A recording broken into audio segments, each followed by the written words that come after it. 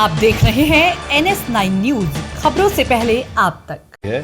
ये 60 साल के बाद हो रहा है और ये हमारे देश के यशस्वी प्रधानमंत्री नरेंद्र भाई मोदी जी का अपना जलवा है, उनका विजन है, उनकी कार्यशैली है, उनके काम करने की जो क्षमता थी, जो उन्होंने देश में काम किए, जो बहन बेटियों के लिए, जो देश के लिए, जो समाज के लिए, जो हर फील्ड में काम किए, ये उसी का नतीजा है कि देश में एनडीए की पूर्ण बहुमत की सरकार तीसरी बार बनने जा रही है और इसके लिए देश के वो सभी वोटर्स, सभी लोग बधाई के पात्र हैं जिन्होंने तीसरी बार भारतीय जनता पार्टी और एनडीए को चुना।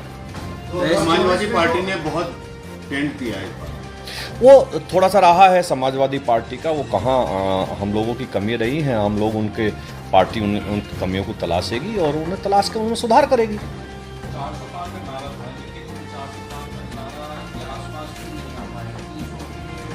तो क्या हम पहले ही कहने लगते कि हम तो 200 पार करेंगे? भाई 400 पार करेंगे हम, ठीक है। हम लोगों का 400 पार का नारा था, अपने कार्यकर्ताओं में उत्साहवर्धन करने का एक तरीका था, लेकिन हमें उम्मीद थी हम 400 पार करेंगे, लेकिन वहां तक नहीं पहुंच पाए। लेकिन आप निश्चित समझना 29 में 400 पार ही करेंगे। वेस्ट यूपी में संगीत सोम जी का जलवा कायम है। नहीं, संगीत सोम एक भारतीय जनता पार्टी का कार्यकर्ता है और हम सब लोगों ने मिलकर काम किया है। कहीं जीते हैं, कहीं हारे हैं।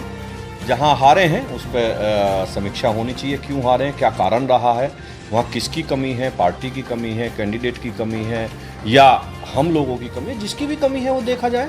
के बड़बोले नेता हार गए आपने किस इलाके के अंदर काम किया पार्टी की? अब मैं बड़बोले तो नहीं कहूँगा, मुजफ्फरनगर में भारतीय जनता पार्टी के कार्यकर्ता थे, लेकिन वो हार हुई है तो उसकी भी समीक्षा होनी चाहिए, क्यों हुई है पूरी समीक्षा होनी चाहिए। मेरा सवाल ये है कि 2024 में आपने किस क्षेत्र के अंदर पार्टी के लिए काम किया और वहाँ का रिजल्ट क्या रहा? देखिए, मैंने सब क्षेत्रों के लिए काम किया और खासतौर से अगर मुजफ्फरनगर की भी बात करेंगे तो सरधना विधानसभा नहीं हारी है, बाकी विधानसभा हारे। सरधना विधानसभा जो हमने कहा था कि सरधना विधानसभा नहीं हारेगी, इतने सब कुछ होने के बाद भी सरधना विधानसभा हम बराबर रहे। विधानसभा चुनाव में आपकी हार को लेकर कहा गया कि संजीव पार्टी, और अब उनकी हार पर कहा जा रहा है कि संजीव सोम ने पूरी ताकत लगा दी उनको हराने की। अब देखिए, कहने वाले क्या कहते हैं उससे मुझे नहीं पता, लेकिन मुझे इतना पता है कि मैं भारतीय जनता पार्टी का कार्यकर्ता हूं और मैं, चूंकि सरधना विधानसभा उसी में है और सरधना विधानसभा पे मैंने कहा था यहाँ हारने नहीं दूंगा, तो ऑलमोस्ट वहाँ हम हारे नहीं है, करीब करीब हम बराबर रहे हैं। भले ही हम बाकी 2-3 हम बुढ़ाना में हार गए, बुढ़ाना में हम बड़ी वोटों से हार गए, हम चरथावल में बड़ी वोटों से हार गए, लेकिन सरधना में नहीं हारे। सरधना मेरी विधानसभा है तो मैंने वो नहीं हारने। तो यही इसी खेल को तो जो संगीत सोम में बढ़िया करते हैं, अपने आप से नहीं हराया लेकिन आसपास क्या हराया। अगर मैं ही इतना बड़ा नेता हूँ तो फिर बाकी क्या कर रहे हैं? अगर मैं ही हर जगह खेल कर सकता हूँ। देखिए साहब, मैं भारतीय जनता पार्टी का कार्यकर्ता हूँ, मेरी जिम्मेदारी मुजफ्फरनगर लोकसभा में सरधना की थी और सरधना हमने नहीं हारने दी। 45 वोटों का अंतर रहा, जो कोई अंतर नहीं होता। ठाकुरों को समझाने की बिल्कुल कोशिश नहीं करी, लेकिन बिल्कुल ठाकुर समझे और ठाकुरों ने वोट दिया, भारतीय जनता पार्टी को वोट दिया, एक तरफा वोट दिया। ये शक्ति प्रदर्शन ठाकुर संगीत सोम का था चुनाव से ज्यादा, उस शक्ति प्रदर्शन के अंदर कहीं ना कहीं संगीत सोम कामयाब हुए।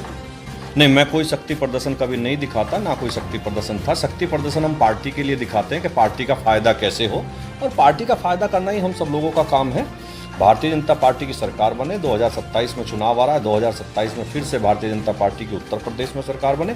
सबको इसी के लिए काम करना चाहिए। टिप्पणी करने वाले कौन क्या करता है उस पर मुझसे बहुत फर्क नहीं पड़ता है। संगीत सोम जी, मेरा ये सवाल है कि ये बीजेपी का ओवर कॉन्फिडेंस था या गठबंधन का एकजुटता थी कि उसको वोट मिला और कहीं ना कहीं जो 400 पार का नारा था उसको नहीं होने दिया और मुस्लिम वोटरों का एक तरफा वोट गठबंधन को गया? क्या देखिए, जो इंडिया गठबंधन था, जो ठगों का एक ठगबंधन बना था, वो पूरे देश में एक माहौल बना रहे थे कि रिजर्वेशन ख़त्म कर दिया जाएगा, ओबीसी का आरक्षण ख़त्म कर दिया जाएगा, ये कर दिया जाएगा, एससी का आरक्षण ख़त्म कर दिया जाएगा। वो उसे फैलाने में कामयाब नहीं हुए।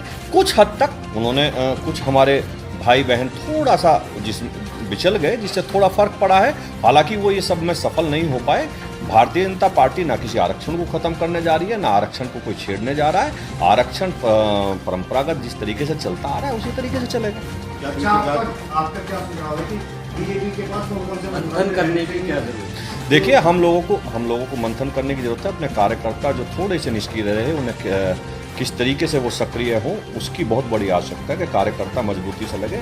थोड़ा सा देखा गया है कि कार्यकर्ताओं का मनोबल डाउन था, कार्यकर्ताओं का मनोबल बढ़ाने की जरूरत है। जो अपने पार्टनर हैं एनडीए के अंदर, तो जो बड़े मंत्रालय हैं, इस तरीके के मंत्रालय उनके पास जाने चाहेंगे या नहीं जाने चाहेंगे? ये मेरा काम नहीं है, ये भारतीय जनता पार्टी की शीर्ष लीडरशिप का काम है। मैं एक कार्यकर्ता हूँ। ये जो लोग काम जिनका है वो कर रहे हैं, बखूबी कर रहे हैं। आप निश्चित रहिए, सरकार बन रही है, 9 तारीख को शपथ होगी, उसके बाद आपको सब क्लियर हो जाएगा किस पर क्या मंत्रालय जा रहा है। भाजपा के कुछ बड़बोले नेताओं की वजह से कुछ सीटें हारे हैं, क्या उनको आप समझाना चाहेंगे और अपने कार्यकर्ताओं से क्या बोलेंगे? बेसिकली अब किसे बड़बोला कहेंगे, किसे नहीं बड़बोला कहेंगे, ये सब विषय है। आखिर हम जो भी सीट हारे उसे क्यों हारे, उसमें जांच होनी चाहिए, जांच होनी चाहिए, बिल्कुल होनी चाहिए, बिल्कुल होनी चाहिए, हर हालत में होनी चाहिए। सजा भी किस सीट को हम हारे और किस सीट को किसकी वजह से हारे, उसे सजा भी मिलनी चाहिए। मैं कह रहा हूँ इस बात को। और मेरा कहना यह है कि मेरी जिम्मेदारी सरदना विधानसभा की थी, सरदना विधानसभा पर नहीं हारे।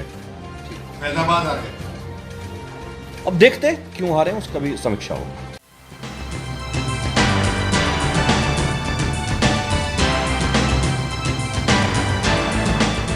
आप देख रहे हैं NS9 न्यूज, खबरों से पहले आप तक।